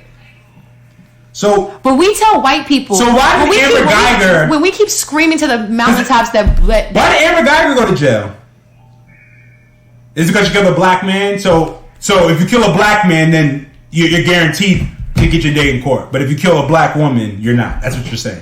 No, what I'm saying is that what I'm saying though is that I wouldn't be surprised if there's a greater likelihood if that a black man gets a different type of look or gets a more publicity for something like that than a black woman does. Okay. Which brings me back to the point why we even had to make say her name a hashtag because when Sandra Bland was killed, that there was not the same type of attention that it was given to some of her other counterparts that were victims to that are victims that are the reason why we even have the Black Lives Matter movement. And all of these people deserve justice. I don't give a fuck who they are. They deserve justice. But there is an underlying factor where if you are a woman, you're not rising up to the top of the cream of the crop as far as the names and that are being shouted from the rooftops. And when you think about when we talk to white people, we're like basically like begging white people and everyone else that isn't black to understand that like, hey, This is our experience. We're telling you, we're not making this shit up. And people are like, no, you're dragging it because every black person I know is fine. I don't treat my black friends like this, and I have a black husband, or I have a black wife, and I cape for them, and this and the other. Well, that's what y'all sound like sometimes. If says that they have a black husband or they know a black person, then that typically is like their scapegoat. Okay, but then you're saying I have a black wife and I protect her, so that sounds like your scapegoat. Because other black women are saying because what you're saying is that you're saying well, I protect my wife, so therefore black men protect black women. No, we are our own individual circumstances, and two things can be true. I'm equal. But those people can also say that they don't protect. If I see a group of black people and we're getting fucked with, and I don't know them, I'm not jumping in. Because I gotta get home. But why are you always deferring back to some type of incident of physical violence? It's not always a physical encounter. We're talking about when we talk about protection. We're not always. If I seen a woman, all right, go ahead, Danielle, because obviously I have no say. So. No, you have to say. No, let me finish. Go ahead. You keep bringing it back to the examples about these like inherent harms of physical danger or violence, and those are a factor, but those are not the only things that we're talking about when we're talking about. We're talking about. Enlighten me. We're talking about when we're saying like, this is my experience with, let's say, catcalling, or this is my experience with somebody, expressing like talking down about me, or not, or me being passed over for a raise or something like that. Like there's so many instances where black women especially, can feel like they were looked over or violated or harassed or unsafe, and that doesn't always mean. And my thing is that it's not always going to happen in the moment where there's an opportunity for you to physically step in and say, "Hey, that's wrong. You're wrong." But that's what y'all want. No, that's. But what I'm saying. That's what you're asking for. What I'm saying. Honestly, I would at this point I would take to start with as a start is vocal. Like speaking out against it publicly, whereas but people are doing that. People are. But you want everyone to do it. You want every black man in America to speak out, regardless. If he believes it, don't believe it, because there needs to be more. There needs to be. How many more? Do we need to take out like a poster? Like, I'm just trying to understand, because I'm really confused. I'm really confused how. I'm really confused how somebody can have somebody protect them in their life, but that's not enough. Like, I've never been one to be like, I hope that black women protect me regardless.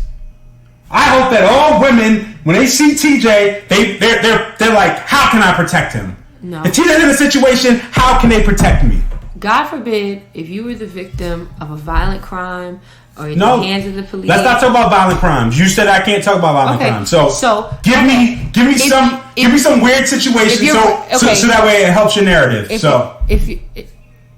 If you are racially profiled, okay, right, or if a black man, because I've been racially profiled before. You have been, yes. But in my mind, I'm not saying I'm racially profiled by a black woman cop. And in my mind, I'm not saying, well, she's a black woman, so she's gonna protect me. No, because there's no. I've never in my life looked at other women to protect me. I've never looked at any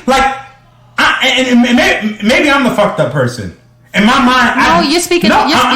You're speaking a lot. Can of I finish? What you absolutely can. Go ahead. I've never in my mind thought, I hope that this black woman over there, that white woman over there, that black man over there, that Hispanic man over there, I've never thought in my life that something happened to me, that these other people are going to step in and protect me.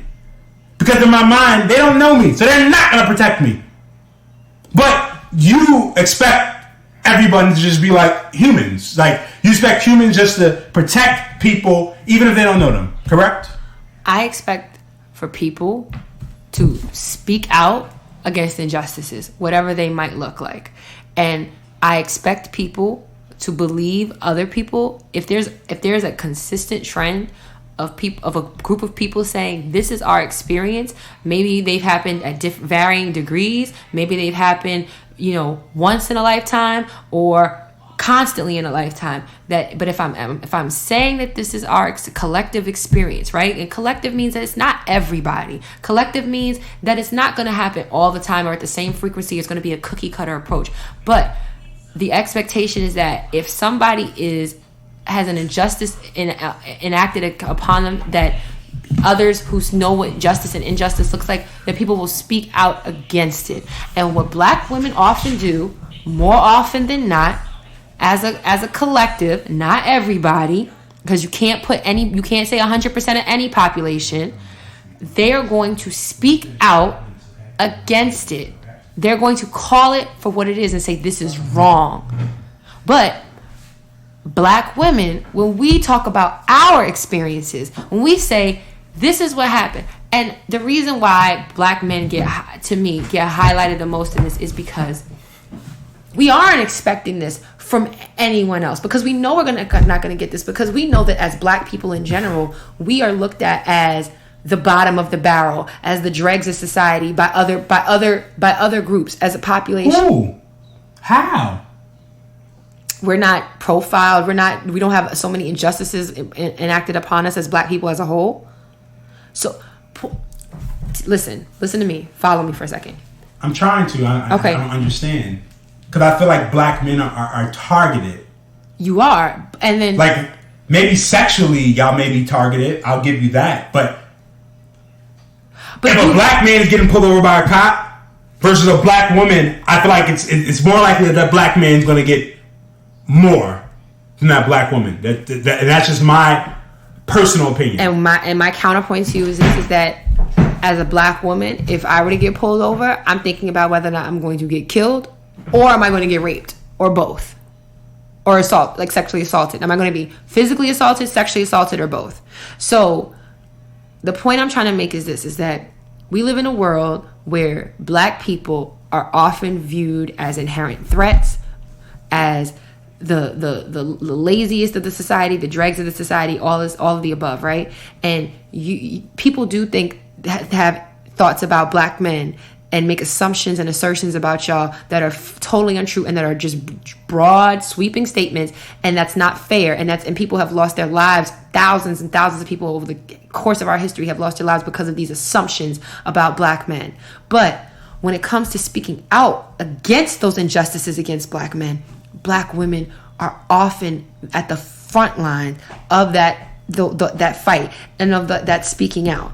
But when the shoe is on the other foot and Black women are the victims and Black women are the ones being profiled, or Black women are the ones being assaulted or killed or anything else like that, there is... But is that your narrative? That is my narrative and many other Black women's narrative. So there's been times in your life that Black men did not protect you? Has there been a time in my life where I felt like I was not protected and Black men were around? Yes. Okay. Not you. No, but it doesn't matter about me. But in my take me out of it. In my experiences, yes, and even if it wasn't, and my experiences were super few and far between. But that doesn't mean that my friends, acquaintances, people I follow, other people, like, everybody can't be making this shit up. I'm not saying the same way how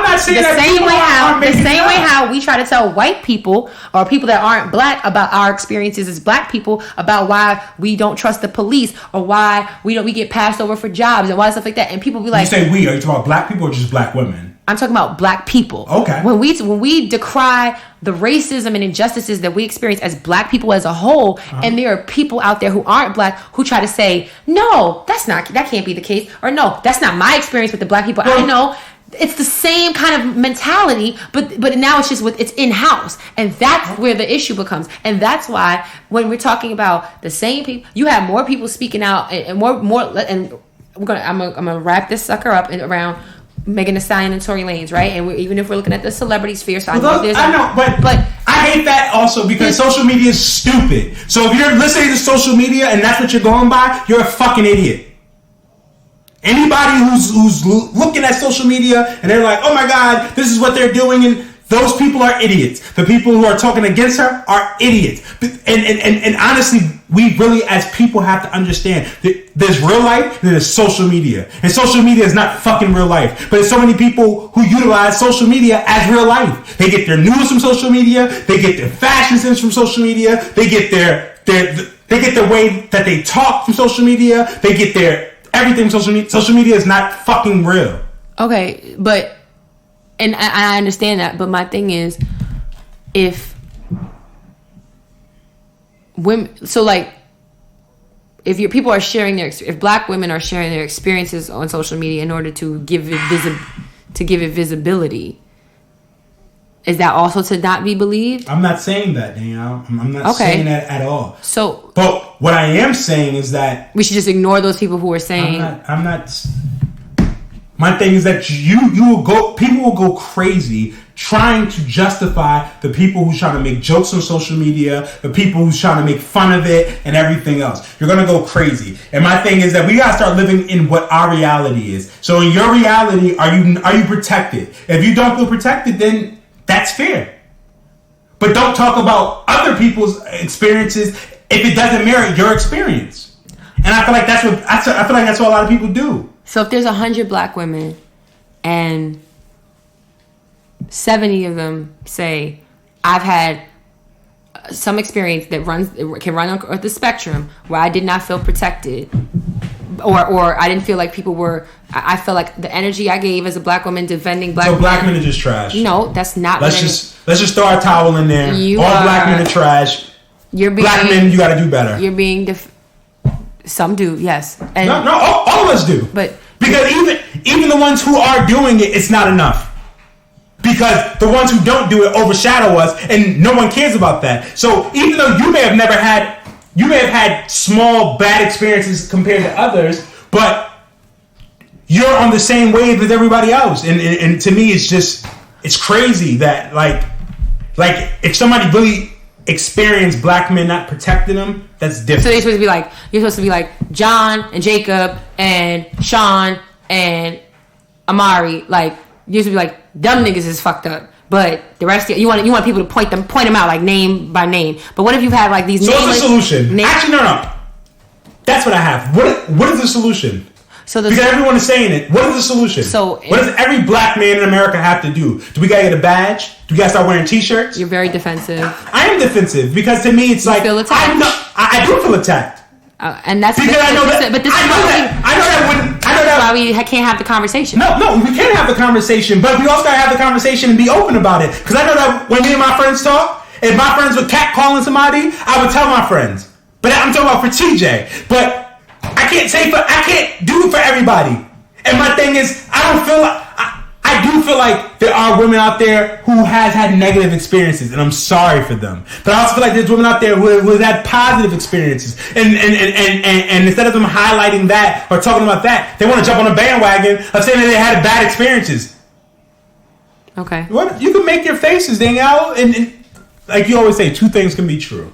So even if there are women who have had nothing but positive experiences, that doesn't negate the fact that the women who've had the negative experiences also deserve to have their voices and stories heard. And also too, I think like, and for it to be also like brought to the forefront in order for it to change. So as far as your question about what can be done, the first thing is that as difficult as it might be, we're not expecting everybody to save everybody, but the thing about it is that it's about having the conversation and being able to receive what is being said, and also to be able to say like, okay, ask the questions like, okay, what is it that you need from us? What is it that you need to see more of? And so maybe it is more like public decrying of certain behaviors or of certain actions. Maybe it is in the case with Megan Thee Stallion and Tory Lanez when you come into the celebrity sphere, where there should have been way more black men, and especially black male celebrities, that have been out here saying that this is fucked up. And I believe Megan, or I support Megan, or anything else. And you've had some, and then there were a lot of men out there who said that, and then other knuckleheads who's saying different. But again, we focus on the negative because we don't focus on the positive. Nobody cares about the positive. Do you think that there's the more positive doesn't fucking sell? But the negative sells. Do you think that there's more do you think that if you had to put a percentage to it, it would be more positive than negative? I don't know, to be honest with you. Okay. There may be more negative.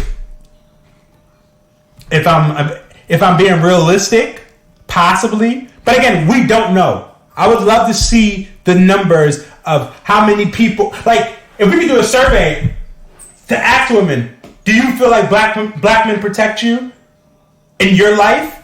I'm about to put one right on.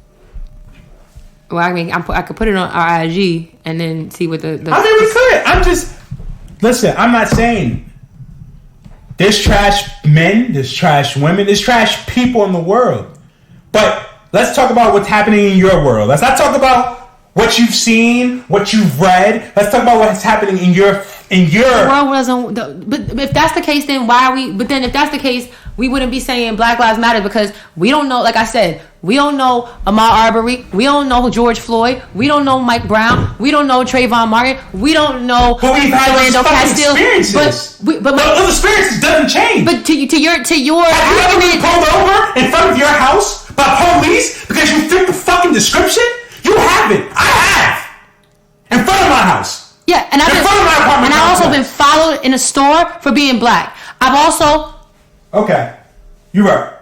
I've also been called a fucking bitch and had a bottle thrown at my feet when I was 13 years old because I didn't answer somebody's cat calls. Okay, that's And it was nothing but fucking people around. What does that have to do with Black Lives Matter? That has nothing to do with Black Lives Matter. It has to do with not feeling protected. Okay. It has to do with not feeling safe. And I was walking down my block in my hood. Okay. Hollis Avenue. Okay. And so what I'm trying to say is... And there was no OGs out there that you knew? There was no one you knew? Did you tell Shayla? No, did you say Shayla? That boys over there did that. She was already in Baltimore. So what could I have done? Okay. All right. Well, then I don't know what to tell you. But there were people out there. There were men. There were people out there in general. But was there any men out there that you knew physically? No. So they minded their business. Okay. Because it had nothing to do with them. I would have thought about a 13-year-old girl got off the bus to go home from school, and because I didn't even know he was talking to me, he's like, "Hey yo, miss, miss? Can I talk to you?" I'm walking. He can't possibly be talking to me. I'm on Hollis Avenue, Francis Lewis Boulevard. There's mad fucking people out. But then when I answer him, I'm a fucking bitch, and he throws a bottle, and it breaks near my feet. And I'm sorry that you had to go through that, Dani. And a lot of people, whoever might have not been paying attention before, definitely saw that happen. And so my thing is that but I'm not negating your experience. The thing about it is that I'm not negating your experience. My thing is that your experience was your experience, and just because I didn't experience exactly what you went through doesn't mean that it wasn't wrong, and that it's not to be believed, and it's not to be spoken out against. Period. That's what I'm trying to get at. Listen, two things can be true, and we can agree to disagree. At the end of the day, I'm not saying that black women aren't protected. I'm not saying that they don't deserve to be protected. But what I am saying is that there's different instances. The Tory Lanez thing, he shot her. She said that he shot her. And I say allegedly because, again, we live in a world where it's all about the fucking system. Trayvon Martin was murdered. George Zimmerman was let go based off of the charges that they were trying to charge him. We know that he murdered him, but we live in a system where you got to follow the court. Now, if we could go like back in the olden days, well, the olden white days, then we could have went inside George Zimmerman's house, took him out, and hung him. But we can't do that. So again, I speak on based off of what we have. And at the end of the day, I'm not taking nothing away. Megan is a victim 100%. Tory Lanez was trash, and anyone making jokes of it is trash. But I was young once, and I may have been one of those people who would have been like laughing and joking, whatever. But you grow up, and it's a product of the environment. So do we need to reteach men how to be men? 100%. Again, that's why the new cool is to normalize being married, being a father, having feelings. Like, that's the new cool. So again, that's why I do try to, again, change the perception of what it is. And then what I would offer to you is to then also include in your new quote is believe in black women when they tell you that what their experiences are. I know.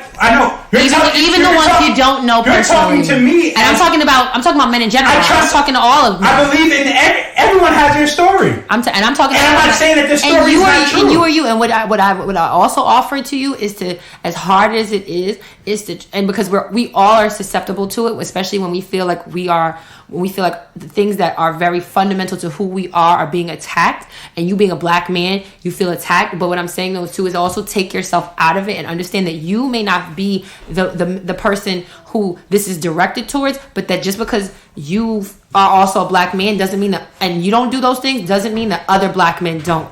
And as a black woman, it's frustrating to have to have these arguments with the men that are closest to me, because it's like it can't be true, or it must, or we're looking at it the wrong way because you're protected or you're safe, or the black men the black men I know, but there's black men out there who and let me say this, let me preface myself with this, is that this is applicable to any demographic, but when we're talking about within our community, the energy is not reciprocated to the same degree that it's given. And that's what it comes down to, and that's what is frustrating, and that's why it's so disheartening and alarming sometimes that we're not given the same energy, we're not supported as much, it's not as vocal as it is when the shoe is on the other foot. So with that, I'm going to yield, and I can stop right there at this point because I still stand with what I said. And you can. I'm not saying that you can't stand with how you say or how you feel. I just, as a black man who knows that he protects his black women, and I would protect, again, if I see people having domestic violence issues, I may not jump in because I don't know.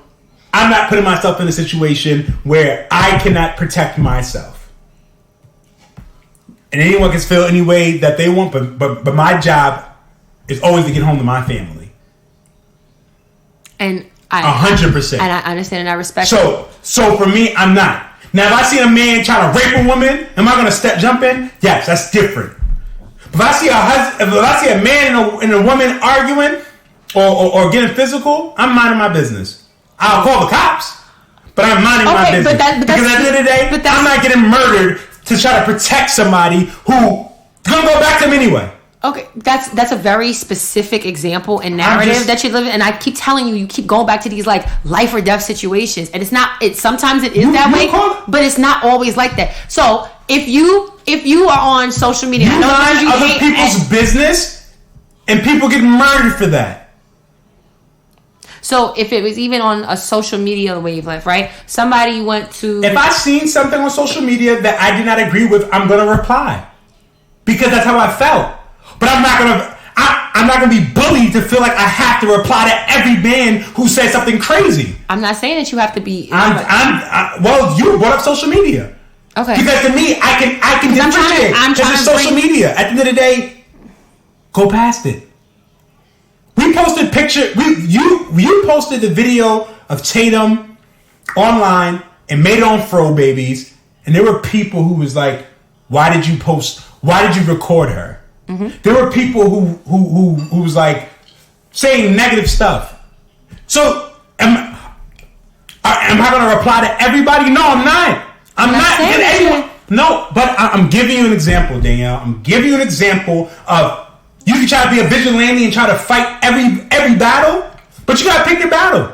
You absolutely do, but I think that there's not enough battles being picked, and you always think about you do this a lot where you think about everything is very cut and dry or very all or nothing, and it is not always a very all or nothing, but it could be more than less. Is all I'm gonna say. And what was my survey? I'm asking on Instagram right now. It's like, black women, have you ever experienced to any degree not feeling protected by black men? Is that how should I frame it? No, I think the frame should be, do the black men in your life protect you? No, because that's TJ, because that's still okay. That's very specific to. All right, you can ask the same question to the black men. Have you ever felt that black women didn't protect you? And they can say same situation. Mm-hmm. So, just so I understand, women are living out here with the idea that if a black man sees them, they gotta protect them, even if they don't know them, they don't know the situation. It's a black man's job to protect all black women, regardless of the situation. Am I understanding that? I think that you would find that black women exist in a society with the knowledge and understanding that if they were to be disrespected, harmed, violated, looked over, forgot about, whatever, that they would not really, they would enter that experience with little expectation that they would be, somebody would stand up for them or with them. Like they would be the ones responsible for standing up for themselves more than them being stood up for by another group of people, another population, black men, white women, whatever. The reason why sometimes it stings or it hurts more when it comes from black men is because we are of the same, cut from the same cloth. We are of the same tribe. So you would think at the bare minimum that if I could count on anybody, it's going to be those who I come from the same tribe as. I'm not expecting this from these other motherfuckers, but you would hope that would be if that was the only face in the room that resembled yours, if that was the only face on the street that resembled yours, the only person on the timeline that resembled yours. And maybe that's where we differ. That you would hope, but I don't think that. I think that. I don't hope that because there's a black person in the room, or there's a black woman, a black man, a black woman in the room, that they're gonna cape for me because we're black. I live in a real world, and in the real world, if someone doesn't know you, then they're 9 times out of 10, they're not gonna just do something just because we're the same skin. I've been in rooms where I see a black person and I give them a head nod, and they don't give me a fucking head nod back. Mm-hmm. So my expectation is that just because we're black, that you're gonna support me. That's not the expectation, but that's, you would just think. What I said was that it's not the expectation, but you would think that in those circumstances that it would be there would be a greater likelihood of it. We are not. We can't ever put superlatives on anything. This can't be an all or nothing or anything like that. But ultimately, that's. I think that we operate and we move through life not expecting. I would more so think that a black woman is gonna speak up for me before a black man that doesn't know me, then a black woman would speak up for me. That's what I'm the case. And I feel like a black woman is gonna speak up for anyone who is disenfranchised or marginalized or being oppressed or being harassed or being bothered or being mistreated. If I had to put my money on somebody, I'm putting my money on a black woman. On a black woman first. And it's not all. Again, we can't live in all or nothing. But if you had to make a choice, if it was a black woman or a black man, you're gonna say the black woman's gonna do it. I got you. And I don't think that I've ever had a realization of it. Again, I don't ever remember that there was a black woman who was like, no, TJ, you're good. I've had black teachers who was like, TJ, you're a bad kid. I have teachers who weren't black who was like, TJ, you're gonna be fucking special. And I've said this several times throughout this recording that like it's not an all or nothing. There's not going to be there's not a cookie cutter approach to this, but it doesn't take away from the experiences of a large population. I'm not saying that they haven't had it. I'm not taking that away from them. I just don't. I don't know. Well, this is a hell of a quarrel. It was a great quarrel. I still love you, and I'm still going to protect you. And I still love you, sure and I never question that you didn't protect me. I just need you to listen a little bit more, but that's okay. Listen on what? I think you need to hear from people outside of me. That's what it is. Outside of women, I've heard my mother say it. I've heard other people say it. I'm not saying that it's not true, but I'm also saying like it's a slap in the face to the people in your life when you say black men does not protect me when black men do protect you. I said black men. I said black women. I'd rather you say. I said black women cape for everybody else. I'd rather you say black men do not protect. I'd rather you say black men who don't know me don't protect me. Okay, that's cool. But don't say that black men because you're lumping me in there when I do protect. The women you know. In my life, yes. But my thing is, I shouldn't. I don't. If it doesn't apply to you, like what's it? If it doesn't apply, let it fly, right? If it doesn't apply to you, two things can be true. It cannot apply to you, but it can apply. It can apply to the other niggas over there. But once you generalize it, then it applies to everybody. Because when you say black men, I'm a black man. So again. So you want to put some? I want you to preface. That's why you preface. Otherwise, most I can say, or some, or most. So, or you can say the black men that I do not know. Because did your father protect you? Absolutely. Did your brother protect you? Mm-hmm. But you're lumping them in there. I'm not. You are. You're saying black men. They're black men. Okay, so preface. Okay, so that's all I'm asking. By that same logic, then a black woman that doesn't know you, then it does apply to you because you don't know her. So therefore, you're not a man that she knows. So she could say you don't.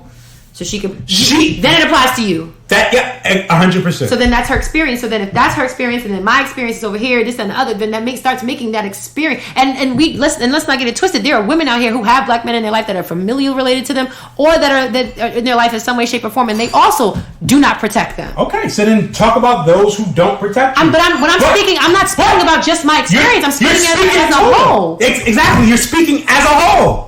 Your words were black men do not protect. That was your words.